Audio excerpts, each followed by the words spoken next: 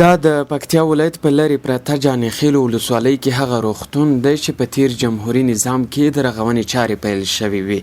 خو هیواد کې د وروستیو تغییراتو له امله د دغه روغتیایي مرکز کارونه لا هم په نیمګړي حالات پاتې دي.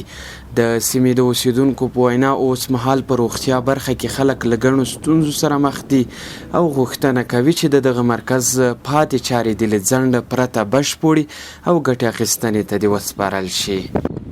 دلته د شبخانه دکترانو کمبوتی د شبخانه مچارکل دولت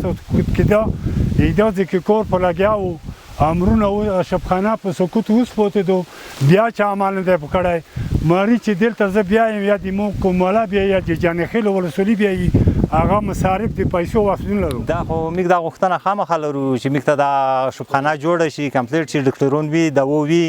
مرضی مو په دا ځای کې شي خلک اقتصاد خراب دی بخي غرق دی چې دا ځکه موږ تداوی کیږي دغه غاټه خبره خو موږ نه غوړو دا په ورته مهال د پکتیا ولایت د روغتیا ریاست مسؤلین وایي په جانخیل ولسوالۍ کې د روغتیایي مرکز فعالیدو لپاره یې له عامې روغتیا وزارت د امکاناتو غوښتنه کړې ده.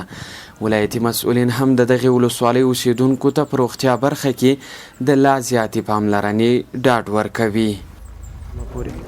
تعمیر منظور شوی ده تعمیر د ډیچ هغه نه د منظور شوی کوم پرسونل او کوم خدمات هغه چې ده هغه تر دې نه د منظور کاغه منظور شو ان شاء الله په دې برخه کې موږ اوسم لګیا یو کار کوو. نو په دې حق لباندې موږ خپل سایه کړی ده